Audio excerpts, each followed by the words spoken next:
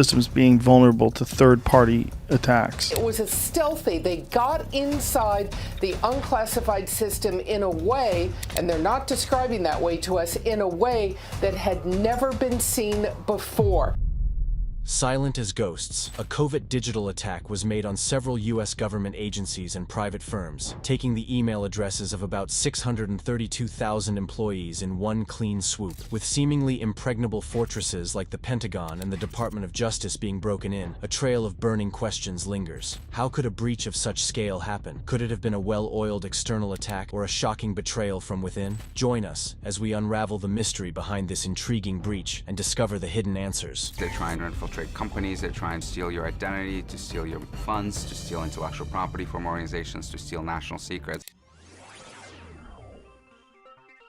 Far from what movies depict, hacking isn't about punching random keys on the board in a dark, eerie room. These unauthorized attempts to bypass the security of an information system or network and retrieve sensitive data often employ malware, ransomware, and denial-of-service attacks to take advantage of any vulnerability. The targeted weakness in question, MoveIt, is a file transfer software used by about a dozen government agencies and private firms like the BBC, British Airways, Shell, the University of Georgia, Johns Hopkins University, and the Energy Department. According to reports, the hackers were able to find a flaw hidden deeply in the software and exploit it as part of a bigger wave of strikes targeting users. Part of the confidential information that was taken were government employee surveys and agency tracking codes administered by the Office of Personnel Management, both of which were linked to the 632,000 email addresses that were breached. Surprisingly, despite the fact that the OPM described the attack as a major incident, especially given that almost all Defense Department personnel were breached by the cyber attack, including people from the Pentagon, it still believes the exposed material is not classified and is generally of low sensitivity. Additionally, Jen Easterly,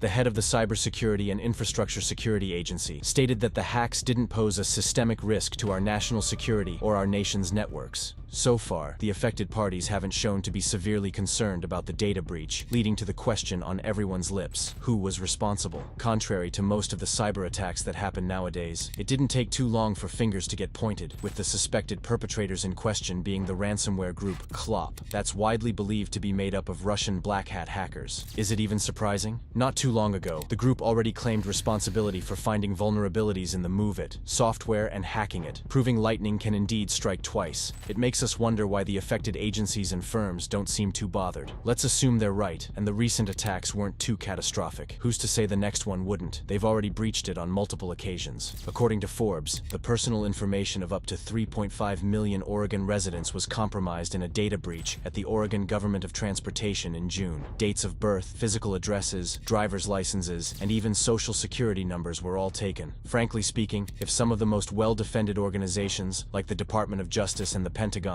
can be compromised and vulnerable to cyber attacks and data breaches, there should be more concern. No matter how small or large a company is, every firm is at risk of a data breach or other forms of cyber attack. I think that we are seeing more and more of these persistent threats, right? The hacktivists, the criminals, the state actors.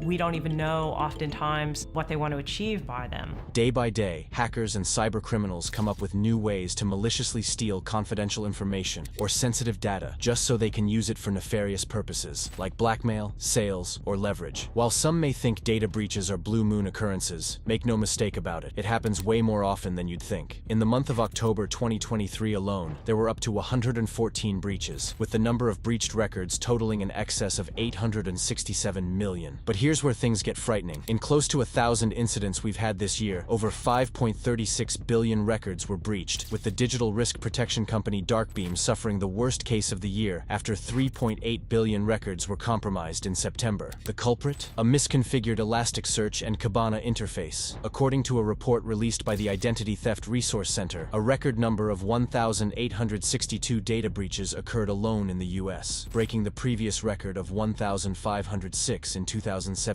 and marking a 68% surge from the 1,108 breaches recorded in 2020. Crucial sectors such as business, retail, healthcare, and finance are usually the ones targeted, affecting the lives of millions of Americans annually. The hack is believed to be the largest cyber espionage campaign in U.S. history, and it's not over.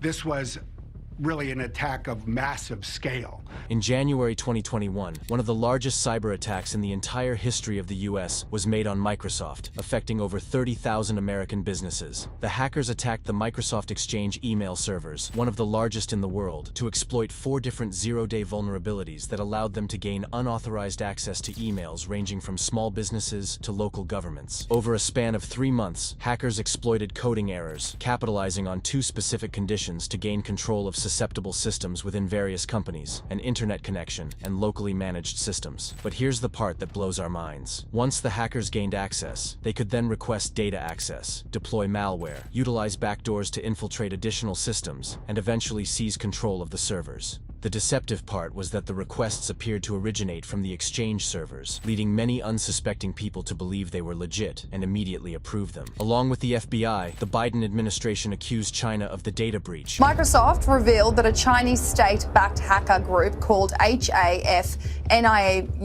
exploited vulnerabilities in the email software in the United States. But could they prove it? Even Microsoft followed suit by naming Hafnium, a Chinese state-sponsored hacker group, as the culprit behind the attack. As things stand, all hands are currently on deck to solve the cyber challenges and vulnerabilities that the US has long been plagued with. In 2020, the Defense Department's Cyber Crime Center, DC3, released its annual numbers from the Vulnerability Disclosure Program, VDP, revealing the Pentagon asked white hat hackers, who ethically probe companies, information systems, and networks to solve vulnerabilities, to probe the Pentagon's own network and detect exploitable issues. Nevertheless, that wouldn't be the first time. For years, the department has been working with these ethical white hat hackers to uncover exploitable loopholes and vulnerabilities for them. Best defense is a good offense, so the Pentagon challenged hackers to assault its cybersecurity system. Back in 2016, the department initiated Hack the Pentagon, a program that incentivized ethical hackers, resulting in the discovery of almost 140 vulnerabilities across 5 public websites. The payout for these findings amounted to nearly $150,000. The Defense Department's early embrace of these bug bounties has been widely credited with pushing this form of security testing into the mainstream. According to sources, the top 2 most common weaknesses highlighted by the vulnerability